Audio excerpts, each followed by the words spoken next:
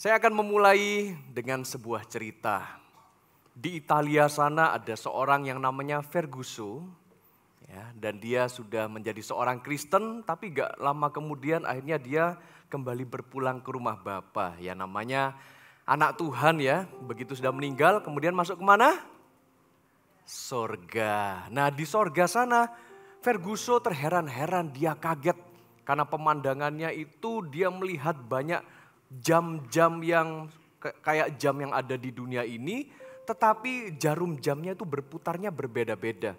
Ada jarum jam yang berputarnya sangat lambat, yang ada yang begitu pelan, ada yang kecepatannya sedang normal seperti yang ada di dunia ini, tetapi ada juga jarum jam yang putarnya sangat kencang.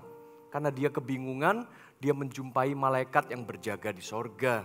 Dia tanya, Kat, ya, itu kok aneh ya, jam-jam yang ada di sorga ini kok kecepatan berputar jarumnya tuh beda-beda semua. Kemudian malaikat penjaga itu menjawab demikian.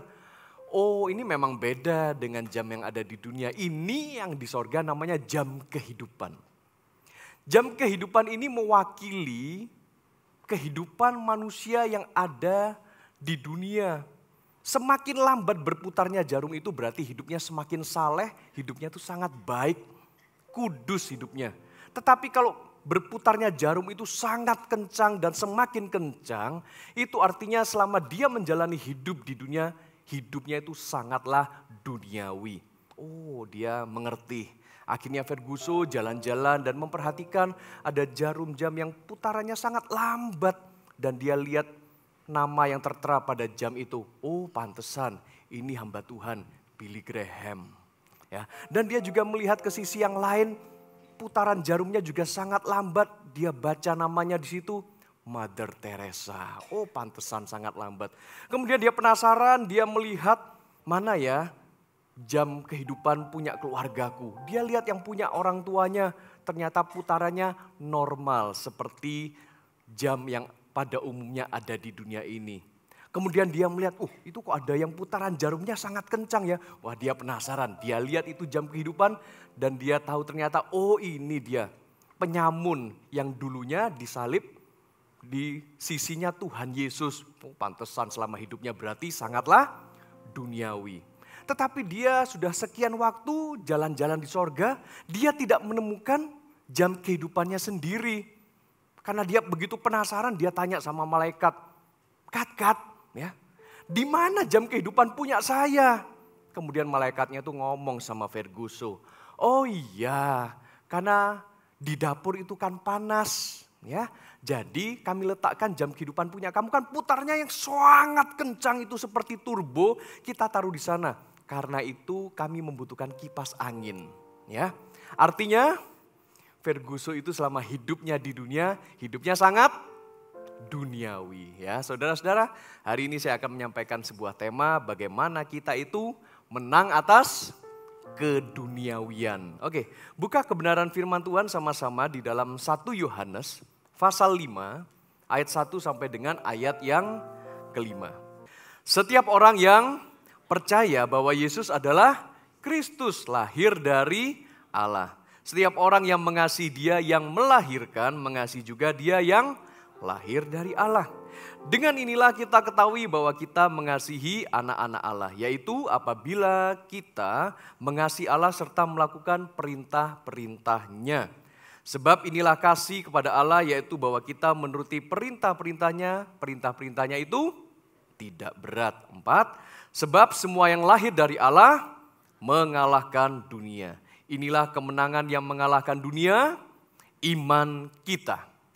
Siapakah yang mengalahkan dunia selain dia yang percaya bahwa Yesuslah anak Allah.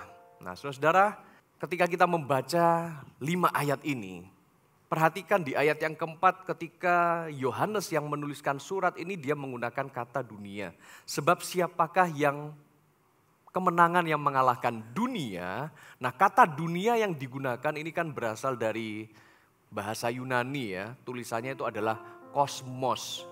Kosmos memang diterjemahkan dalam bahasa Indonesia itu dunia dalam surat Yohanes ini. Tetapi ternyata kosmos ketika diterjemahkan di dalam bahasa kita sehari-hari itu bisa ada beberapa pengertian, saudara-saudara. Ya, contoh ya, kalau saya pakai kata pukul. Nah, Anda menerjemahkan kata pukul itu sebagai apa? Bisa menunjukkan waktu, betul ya? Atau juga dengan kata lain, kata pukul yang sama bisa kita menerjemahkannya dengan ya mukul orang, ninju orang, kan begitu. Padahal pakai kata sama pukul gitu ya. Nah, demikian juga dengan kata kosmos. Ternyata kata kosmos ini pengertiannya yang pertama itu bisa perhiasan.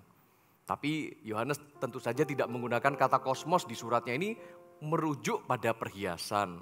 Yang kedua, bisa jadi kata kosmos itu bila diterjemahkan bisa artinya itu adalah bumi. Ya, atau memang dunia yang kita tinggali ini kan bumi atau alam semesta. Atau juga bisa jadi kosmos itu adalah penduduk bumi, orang-orang yang tinggal di dalam dunia ini, umat manusia, itu juga kosmos. Tetapi kosmos yang dimaksudkan oleh Yohanes ketika dia tuliskan iman atau kemenangan yang mengalahkan dunia, ya, kata dunia yang dipakai ini adalah kosmos yang artinya keduniawian. Ya, istilah kosmosnya duniawi. Nah, duniawi itu sendiri apa sih maksudnya? Keduniawian ini bersinggungan dengan moralitas, Bapak Ibu Saudara. Karena kita sebagai manusia kan kita harus menjadi makhluk yang bermoral. Artinya kita ini punya akal budi. Nah, cuma duniawi ini maksudnya adalah moralitas umat manusia yang jauh dari Tuhan. Tidak kenal Tuhan maksudnya. Belum ditebus dan segala prinsip kehidupan manusia yang belum ditebus ini moralitasnya, kebiasaannya, kebudayaannya pun bertentangan dengan Tuhan. Itu maksudnya keduniawian. Dan hari ini kan kita bicara soal bagaimana sih kita mau menang atas keduniawian ini. Karena sadar atau tidak sadar selama kita hidup di dunia, kita akan terpengaruh dengan nilai-nilai, prinsip, adat istiadat yang ada di dunia ini. Sehingga mau tidak mau, saya dan Anda sadar atau tidak sadar, kita pun bisa memiliki gaya hidup duniawi. Contohnya apa? Contoh di dunia ini perlu uang atau enggak Bapak Ibu Saudara? Ya, coba saya tanya dulu ya, siapa yang selama hidup di dunia ini tidak perlu uang? Bisa angkat tangan? Oh, enggak ada yang angkat tangan ya, berarti semuanya perlu. Oke, sekarang saya balik pertanyaannya. Siapa yang selama hidup di dunia ini perlu uang? Bisa angkat tangan? Oh, oke. Ada yang gak angkat tangan. Ini saya gak tahu, ini antara memang setengah sadar, ya, atau Anda memang gak pernah perlu uang, atau Anda memang lagi gak punya uang. Nah, ini kan beda, ya. Oke. Rupanya semua Anda ya sadar atau tidak sadar, angkat tangan, gak angkat tangan, tadi mungkin masih belum sadar sepenuhnya. Oh iya saja ini perlu ya, habis ini makan mau bayar pakai apa gitu ya. Oke. Nah, tetapi kalau kita terlalu mengutamakan uang di dalam hidup ini, lalu kita juga menilai segala sesuatu berdasarkan seberapa banyak uang yang saya miliki atau yang orang lain itu miliki, dan keberhargaan kita sebagai manusia juga diukur dengan uang. Nah itu dia tandanya Anda hidup secara duniawi. Dan Tuhan Yesus tidak mau saya dan Anda ini hidupnya diukur berdasarkan uang. Saya dan Anda itu begitu berharga, bukan seberapa banyak uang kita punya. Tetapi saya dan Anda ini berharga oleh karena Tuhan Yesus memang sudah memandang saya dan Anda itu berharga Bapak Ibu Saudara. Kita ini berharga karena kita ini adalah anak-anak Tuhan. Saya dan Anda itu sangatlah berharga, bahkan Tuhan Yesus juga rela mati menebus saya dan Anda. Itulah kasih Allah buat setiap kita, ya. Oke, sekarang kita mau belajar nih, bagaimana caranya supaya kita menang atas keduniawian. Yang pertama, percayalah bahwa Yesus adalah Kristus. Ya, tadi sudah disinggung di ayat pertama dikatakan demikian, setiap orang yang percaya bahwa Yesus adalah Kristus lahir dari Allah. Jadi yang pertama, kalau kita mau mengalahkan keduniawian, mau mengalahkan sikap hidup yang hedonisme di dunia ini, kemewahan, mengejar harta, tahta, seksualita dari dunia ini, kita harus benar-benar memfokuskan diri kita, hati kita, iman kita percaya bahwa Yesus adalah Kristus. Oke, mungkin Anda yang semua datang ibadah di tempat ini, loh iya Pak, wong saya datang ibadah di tempat ini ya saya berarti percaya bahwa Yesus adalah Kristus. Ya puji Tuhan Anda masih punya kesadaran ya. Sebetulnya Yesus adalah Kristus ini maksudnya apa? Ya saya percaya Pak, Yesus itu Tuhan, Yesus itu Juru Selamat. Tetapi ketika Yohanes menuliskan surat ini kepada jemaat gereja mula-mula pada waktu itu, belum semua orang Yahudi yang kemudian bertobat jadi Kristen itu percaya bahwa Yesus adalah Kristus. Bahkan orang non-Yahudi pun yang membaca surat Rasul Yohanes pun juga belum tentu semuanya mudeng, mengerti bahwa Yesus adalah Kristus. Siapa yang dimaksud Kristus itu? Oke, mari kita buka bersama-sama kitab terakhir dari Alkitab kita ya. Kitab terakhir dari Alkitab itu namanya kitab apa? Ya salah ya, kitab kamus. Ya. Kalau Anda lihat setelah kitab Wahyu lah ada kamus toh ya. Kita lihat pengertian kata Kristus ya. Ya bagi yang tidak membawa dalam bentuk buku ya Anda akan kesulitan. Loh mana kok gak ada? Iya. Makanya biasakanlah bawa Alkitab dalam bentuk buku ya. Jangan merasa aduh berat-berati aja Pak, gak simple. Ini loh kayak gak seberat salib, masa kita pikul Alkitab aja, gak mau. Kata yang ngikut Yesus harus pikul salib, ini bawa Alkitab aja keaboten, ya apa sih? Ya, oke. Di dalam kitab kamus, kata Kristus itu artinya apa? Kan kita mau belajar yang pertama, percaya bahwa Yesus adalah Kristus. Nah Kristus maksudnya ini berdasarkan kamus, Kristus itu terjemahan Yunani dari kata Ibrani, Mashiach. Apa itu Mashiach? Mesias artinya Mesias. Nah kata Kristus atau Mesias ini artinya yang diurapi Tuhan. Ya, jadi Tuhan dari sorga Allah kita memberikan tugas. Nah ngasih tugas itu kayak mentahbiskan, kayak mengurapi. Nah seperti itu. Menunjuk seseorang pribadi. Untuk apa? Nah tugasnya Mesias ini adalah untuk menjadi penyelamat. Karena umat Yahudi percaya bahwa Allah akan mengirim Mesias untuk membebaskan mereka dari musuh mereka. Jadi orang Israel, orang Yahudi pada waktu itu memang banyak musuhnya. Apalagi pada zamannya Tuhan Yesus di perjanjian baru pada waktu itu, bangsa Israel sedang berada di dalam penjajahan Roma. Jadi harapan orang Yahudi pada waktu itu sangat besar menanti-nantikan juru selamat. Ya, juru selamat yang dimaksud ini bukan untuk menyelamatkan mereka untuk masuk ke sorga, bukan juru selamat rohani. Mereka cari juru selamat secara jasmani. Mereka cari juru selamat siapa sih yang bisa menjadi pembebas umat Israel supaya tidak dijajah lagi. Ya contoh seperti kayak kitab Hakim-Hakim perjanjian lama. Umat Israel kan seringkali diserang orang Filistin lah, orang Midian dan sebagainya. Mereka berseru kepada Tuhan, mereka kepingin ada orang yang memimpin menyelamatkan mereka dari serangan musuh. Akhirnya muncul ada hakim-hakim, ada Yefta, ada Gideon, ada Samson dan sebagainya. Nah itu kurang lebih gambaran Mesias yang mereka harapkan tuh seperti itu. Ya. Kemudian lanjut nih ya. Nah Yesus disebut Kristus karena dialah yang dipilih Allah menjadi penyelamat dari Tuhan. Ya, ini hakim versi perjanjian baru maksudnya. Namun bukan raja duniawi, melainkan sebagai juru selamat yang membebaskan dari kuasa dosa.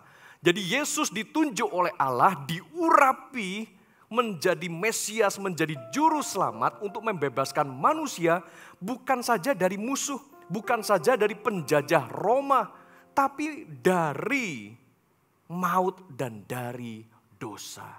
Itulah fungsinya Mesias. Kristus juga menjadi nama diri untuk Yesus. Jadi saudara-saudara, percaya bahwa Yesus adalah Kristus. Itu artinya Anda sungguh percaya bahwa Yesus itu adalah penyelamat Anda. Bukan menyelamatkan Anda dari musuh Anda saja, tetapi menyelamatkan Anda dari maut, menyelamatkan Anda dari dosa. Karena itu hidup kita harus selalu ada di dalam pertobatan. Katakan sama-sama dengan saya pertobatan. 1, 2, 3. Pertobatan. Hidup itu harus sungguh-sungguh menjaga diri kita, menjauhi dosa. Dulu mungkin sebelum Anda rajin datang ibadah ke gereja, atau sebelum Anda dibaptis, Anda punya kebiasaan yang gak jujur mungkin di kantor. Ya, notanya Anda palsukan, laporan keuangannya misalkan supaya Anda dapat keuntungan yang berlebih, itu dosa. Semenjak Anda menjadi anak Tuhan, Anda hidup dalam pertobatan. Kenapa? Karena Anda percaya bahwa Yesus adalah Mesias, Yesus adalah Kristus. Dialah juru selamat yang dari sorga matanya selalu melihat dan memperhatikan gaya hidup Anda. Kalau dulu Anda mungkin sering menipu orang, bahkan maaf ya, nipu pasangan. Ya. Kok pulangnya kemalaman sih Pak, pergi kemana dan sebagainya. Oh iya masih ada urusan bisnis, ini meetingnya sampai larut malam. Ternyata halan-halan. Sama orang lain yang bukan pasangan resmi. Nah ini saudara-saudara. Tetapi ketika kita mulai meninggalkan gaya hidup yang duniawi itu, kita percaya bahwa Yesus adalah Kristus. Kita membenahi hidup kita, meninggalkan gaya hidup yang lama. Itu dampak dari kita percaya bahwa Yesus adalah Mesias. Lalu juga disebutkan bahwa tadi ayat yang pertama dikatakan bahwa setiap orang yang percaya bahwa Yesus adalah Kristus lahir dari Allah. Ya, Yohanes menggunakan istilah lahir ini seperti yang dia sebutkan juga di dalam Injil Yohanes. Ya, karena Yohanes selain nulis surat, dia juga nulis Injil. Di dalam Yohanes pasal 3 ayat yang ketiga, Yohanes pernah menuliskan demikian. Ini peristiwa ketika Tuhan Yesus pada waktu itu ketemu dengan seorang guru agama yang namanya Nikodemus.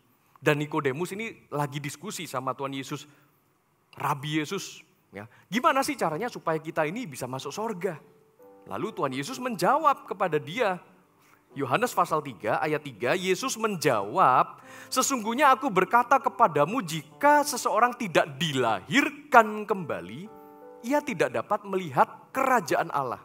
Istilah lahir kembali ini atau dilahirkan kembali oleh Roh Kudus ini, bagi Nikodemus, ahli agama Yahudi pada waktu itu, ini istilah yang cukup membingungkan. Dan saya berharap, saya dan Anda sebagai orang Kristen, jangan alergi dengan istilah ini. Jangan anti atau bahkan jangan sampai gak tahu dengan istilah ini.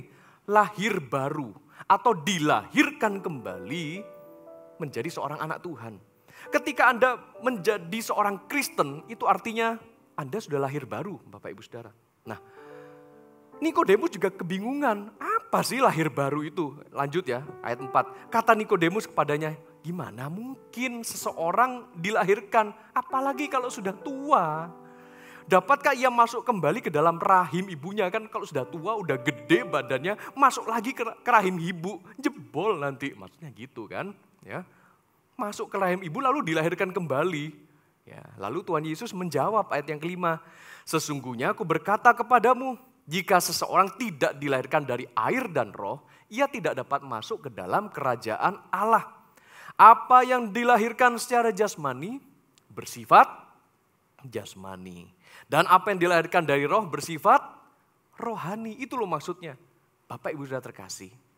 Kalau Anda percaya bahwa Yesus adalah Kristus atau Mesias, harusnya Anda sudah mengalami kelahiran kembali. Loh kayak apa Pastor Robert? Saya gak pernah masuk lagi ke rahim ibu. Nah bukan seperti itu ya konsepnya. Tetapi maksudnya kelahiran kembali ini adalah suatu proses yang harusnya Anda sendiri tahu. Suatu proses spiritual. Suatu proses rohani, pengalaman pribadi Anda yang seharusnya Anda sadar, Anda ingat memori itu ketika Anda mengalami perjumpaan dengan pribadi Tuhan Yesus. Sehingga dengan penuh kesadaran, dengan pikiran Anda, dengan hati Anda meyakini bahwa aku memutuskan mulai hari ini untuk aku bertobat. Ya entahkah itu nanti dengan aksesorisnya Anda tuh sambil nangis lah, ya, sambil terharu, Anda berduka atas dosa-dosa Anda yang lama dan sebagainya, lalu Anda memutuskan untuk, ya wes, aku tak jadi orang Kristen, aku akan memberikan diriku untuk dibaptis. Dan itu keluar dari dorongan hati sendiri, tanpa dipaksa oleh orang lain. Itu yang namanya dilahirkan kembali oleh Roh Kudus. Paham ya? Jadi yang pertama kita belajar untuk percaya bahwa Yesus adalah Kristus. Yang kedua, Bagaimana supaya selama kita hidup di dunia ini kita menang atas keduniawian, saudara-saudara. Ayo kita belajar mengasihi Allah dan saudara seiman. Karena semasa Anda itu dari sebelum mengenal Yesus, kemudian Anda dilahirkan kembali oleh Roh Kudus, secara otomatis Anda itu dilahirkan dalam sebuah keluarga, ya kan?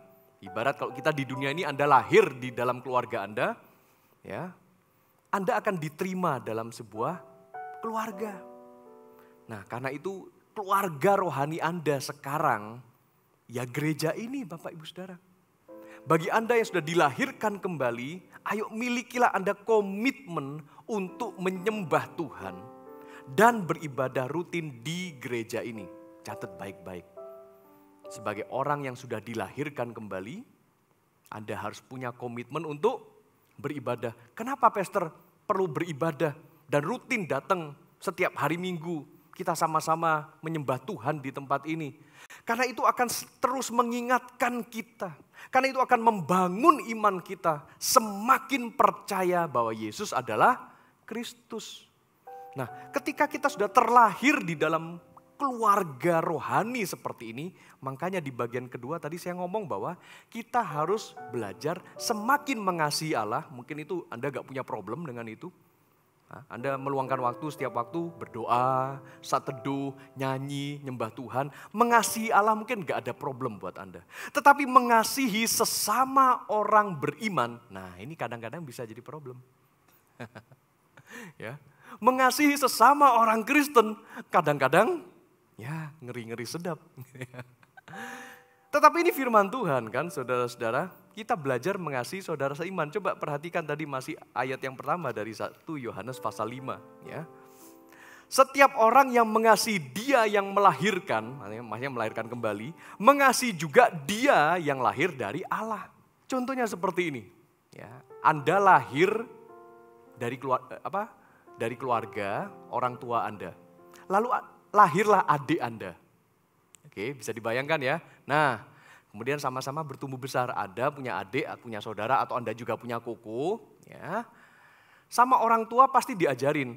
Ya, ayo kamu belajar ya, sayang sama koko, sayang sama mimi, ya, sayang sama saudara, sayang sama kakak adik. Kan seperti itu. Ya.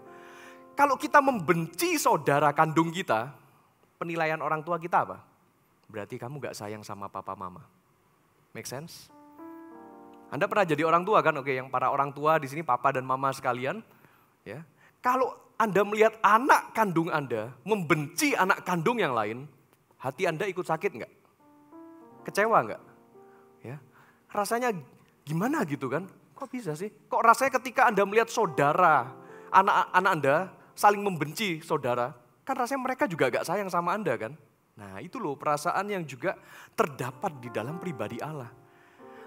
Allah kita juga melihat ketika kehidupan anak-anak Tuhan di dunia ini saling membenci, Tuhan juga merasa gak disayang. Itu loh maksudnya. Karena firman Tuhan dengan jelas mengatakan, kalau engkau mengasihi Allah, mengasihi dia yang melahirkan kita, maka harusnya juga mengasihi yang lain yang juga dilahirkan kembali oleh Allah. Belajar mengasihi saudara seiman, saudara-saudara. Kita akan lihat di dalam pasal sebelumnya, 1 Yohanes pasal 4. Ayat 19 sampai 21. Di sini Yohanes juga menegaskan demikian. Kita mengasihi karena Allah lebih dahulu mengasihi kita. Ya, tangkap baik-baik. Kalau Anda mengasihi Allah, sekali lagi kebanyakan orang Kristen merasa tidak ada masalah dengan hal itu. Ayat 20. Jikalau seseorang berkata, aku mengasihi Allah, tetapi ia, nah ini masalahnya ya kan, membenci saudaranya, ia adalah pendusta. Saudaranya yang dimaksud ini adalah ya saudara seiman. Ya. Karena siapa yang tidak mengasihi saudaranya yang dilihatnya, ya sesama saudara seiman kan masih bisa dilihat. Tidak mungkin mengasihi Allah yang tidak dilihatnya. Apakah Anda mengasihi Allah Bapak Ibu Saudara? Halo? Anda mengasihi Allah? Bukti ini apa? Tunjukkan dengan mengasihi saudara seiman. Minimal teman-teman segereja kita ini loh. Teman-teman sekonek grup kita ini loh. Ya, ada simpen dendam enggak? Ya. Ada simpen kebencian enggak? Atau kalau pas datang sama-sama ibadah di gereja, musuhku di situ, terus aku tak duduk sebelah sini. Jauh-jauhan ya, tapi bukan berarti yang lagi jauh-jauhan ujung ke ujung ini musuhan loh, yang enggak ya. Contoh. Karena kadang-kadang strategi kita kan begitu ya. Karena itu ayat 21, inilah perintah yang kita terima dari Dia, dari Tuhan. Siapa yang mengasihi Allah harus juga mengasihi saudaranya. Ya, oke, jadi bagaimana sih kita bisa belajar mengasihi saudara seiman kita? Makanya gabunglah di dalam komunitas Connect Group. Gabung dalam CG Bapak Ibu Saudara. Di dalam CG itu kan ya teman-teman kita sendiri, saudara-saudari seiman. Ya di situ kita bisa belajar lebih lagi mengasihi Allah. Kalau sampai ada orang yang sudah datang bergabung di gereja Mawar Siaron ini, lalu ditawarin, ayo Ko, Ci, ya bro, sis, ayo gabung yuk dalam CG yuk. Lalu Anda tanya, emangnya di CG ada apa? Oh ya ada kita kumpulan kita. Oh enggak nehi, kusi-kusi, he. Misalkan gitu ya. Aku gak mau. Yang penting aku punya hubungan tok sama Tuhan, sama kalian semua, gak mau. Ya, saya meragukan iman kekristenan yang seperti itu. Jangan-jangan dia bukan saudara seiman. Lah disuruh gabung sak CG gak mau, lah ya apa? Coba pikiran Anda mulai terbuka. Ya. Saya bukan sekedar nyindir ini, nabrak sudah. Ya. Karena itu bagi yang belum ikut Connect Group, saya mohon buat Anda, saya mengetuk pintu hati kesadaran Anda, come on. Jangan-jangan Anda itu belum sepenuhnya dilahirkan kembali sebagai anak Tuhan. Jangan-jangan Anda juga belum sepenuhnya punya iman percaya bahwa Yesus adalah Kristus. Jangan-jangan Anda mungkin percaya Yesus server yang lain. Lah bahaya saudara. Tetapi kalau di dalam server Injil ini yang disampaikan, Anda percaya sama Tuhan, Anda mengasihi Tuhan, mengasihi juga sesama saudara seiman. Gabunglah dalam komunitas CG. Yang terakhir. Yang ketiga, bagaimana Anda bisa menang atas keduniawian? Kita belajar menurut dan melakukan perintahnya. Seperti yang disampaikan 1 Yohanes pasal 5 ayat 2 sampai ayat 3. Dengan inilah kita ketahui bahwa kita mengasihi anak-anak Allah, yaitu apabila kita mengasihi Allah dan melakukan perintah-perintahnya. Ayat 3. Sebab inilah kasih kepada Allah, yaitu bahwa kita menuruti perintah-perintahnya itu tidak berat. Menuruti perintah Tuhan itu maksudnya apa? Ya, sekarang kita cari dulu perintah Tuhan yang mana, Pastor Robert? Perintah Tuhan itu ada di mana? Ya ini saudara-saudara, di dalam Alkitab. Setiap kali Anda membaca, merenungkan, lalu Anda melihat perintah Tuhan. Contoh, kasihilah sesamamu manusia. Barang siapa mengasihi Allah, mengasihi juga anak-anak Allah yang lain. Ya, itu namanya perintah kan. Jadikan semua bangsa muridnya Tuhan Yesus. Baptis mereka, ajar mereka melakukan perintah Tuhan. Itu juga perintah Tuhan kan. Saat kita juga diperintahkan oleh Tuhan lewat firman-Nya, kasihilah musuhmu, musuh pun disuruh kasihi. Saat kita menurut dan melakukannya. Dan juga ketika firman Tuhan mengajarkan, ampunilah orang yang bersalah kepadamu. Susah atau gampang Bapak Ibu Saudara? Ya, tidak semudah itu Ferguson. Ya, makanya Ferguson itu hidupnya ternyata duniawi. Nah saudara-saudara, saat kita ngomong pada Tuhan, ya Tuhan aku mau nurut dan melakukan perintah-Mu, itu juga artinya adalah lakukanlah dengan segera, tanpa penundaan. Ya. Apalagi ketika Pak Gembala di tempat ini mungkin mengajak saudara Anda semua, mari Bapak Ibu Saudara sekalian kita bersama-sama melayani Tuhan. Ya. Susah banget kayaknya zaman sekarang ngajak jemaat itu melayani. Kenapa? Oh waktu saya sibuk Pak, oh maaf Pak belum bisa, nanti. Nah nantinya tuh kapan? Kadang-kadang nantinya itu begitu Anda sudah mulai detak jantungnya, tut, tut, tut. Sudah di rumah sakit, ya, dikunjungi sama Pak Gembala. Pak, Tuhan menantimu untuk melayani. Ternyata Bapak sekarang sudah terbaring ya. Nafasnya sudah satu persatu Pak, jantungnya sudah tut. Lalu Anda janji, Pak Gembala, nanti kalau saya sudah keluar dari rumah sakit ini, lepas dari infus, ya, lepas dari bantuan pernafasan, saya tak melayani Tuhan. Artinya sudah, ya, ketemu sama jam kehidupannya. Gak sempet saudara-saudara. Kalau Anda mau sungguhan melakukan firman Tuhan ini taat, nurut dan melakukan perintah Tuhan, saya garis bawahi, saya tebalkan hurufnya. Segera, katakan sama-sama segera, 1, 2, 3. Segera, artinya tanpa penundaan. Kalau setiap kali Anda baca firman Tuhan, Anda renungkan dalam saat teduh Anda, tiba-tiba muncul firman Tuhan yang mengajarkan Anda, ampunilah orang itu. Misalkan ada teman CG Anda yang salah paham sama Anda. Hati kan jadi gak enak kan? Ya. Firman Tuhan ngomong, ampunilah dia. Oh ya Tuhan, amin, amin, amin. Amin Tuhan, aku tak ngampuni dia. Tapi Anda gak pernah datang sama dia, gak pernah hubungin dia. Setiap kali ketemu, Anda buang muka. Nanti Tuhan, tunggu hatiku siap, tunggu hatiku siap. Gak siap-siap saudara. Nunda, menunda, dan menunda. Ya gak selesai saudara-saudara. Itu artinya Anda belum taat, Anda juga belum melakukan perintah Tuhan. Tapi begitu Anda mendapatkan impresi firman Tuhan dari yang Anda renungkan dalam saat teduh, oh ternyata aku harus rajin berdoa misalkan. Oh ternyata aku harus melayani Tuhan.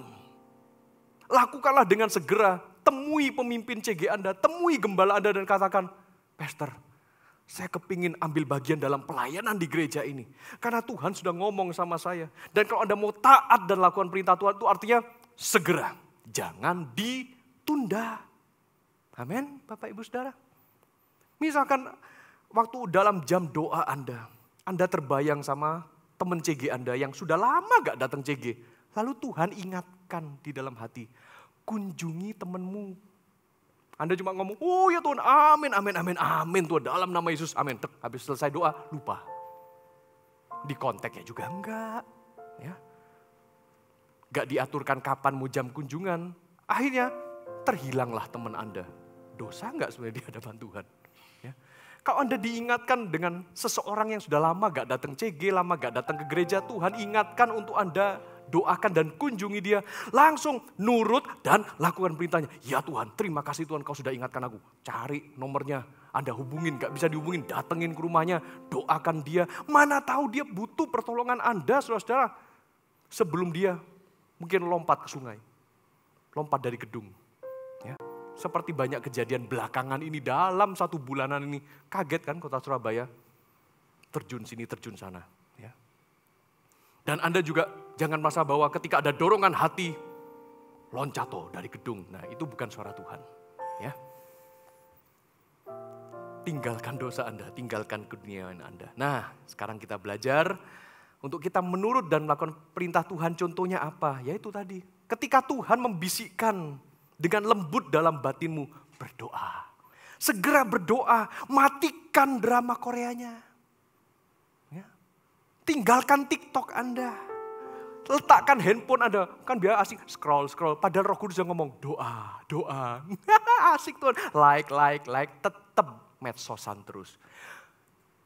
Nurut dan lakukan perintahnya, taruh handphone Anda, matikan televisi Anda. Masuk ruang doa, berdoa. Nyanyi, puji dan nyembah Tuhan, baca firman Tuhan. Mungkin di tengah-tengah kesibukan Anda, di tengah-tengah Anda sedang asiknya nge-like Instagram, Reels dan sebagainya. Tuhan ngomong, baca firman. Ya wis, segera taruh, baca firman Tuhan. Dan ayo segera melayani Tuhan. Jangan ditunda ya, segera Bapak Ibu Saudara. Ya, lanjut. Di ayat yang keempat, 1 Yohanes pasal 5 ayat 4. Demikian firman Tuhan. Sebab semua yang lahir dari Allah, saya dan Anda, kita dilahirkan kembali oleh Roh Kudus, lahir dari Allah, mengalahkan apa? Dunia. Kita mengalahkan keduniawian. Katakan amin. Ya, baca sama-sama dengan keras. Inilah kemenangan yang mengalahkan dunia, yaitu apa? Iman kita. Nah, ternyata dari tadi kita nih sebetulnya sudah belajar tentang unsur iman. Inilah unsur iman yang mengalahkan dunia. Unsur iman yang mengalahkan keduniawian itu ada 3, saudara-saudara. Tadi udah kita bahas sama-sama ya. Yang pertama itu adalah percaya bahwa Yesus adalah Kristus. Itu unsur iman yang pertama. Unsur iman yang kedua yang mengalahkan keduniawian itu adalah kasih kepada Allah dan saudara seiman. Yang ketiga, unsur iman yang mengalahkan keduniawian itu adalah saat kita segera, tidak ditunda, nurut dan melakukan perintahnya. Saya dorong Anda semua saudara-saudara, ayo kita kalahkan keduniawian dengan iman kita. Semua yang punya iman katakan amin ya. Iman kepada Yesus akan terus bertumbuh. Saat kita tuh berkomitmen nyembah Tuhan seperti ini. Beribadah secara rutin setiap hari Minggu di gereja. Berbagi kasih di dalam komunitas saudara seiman ya. Dan juga belajar melayani Tuhan. Sebab kita tuh mau segera nurut dan lakukan perintahnya. Anda semua mau? Mari bangkit bersama-sama. Kita kalahkan keduniawian. Punya sikap hidup yang benar. Percaya Tuhan mengurapi setiap kita. Haleluya.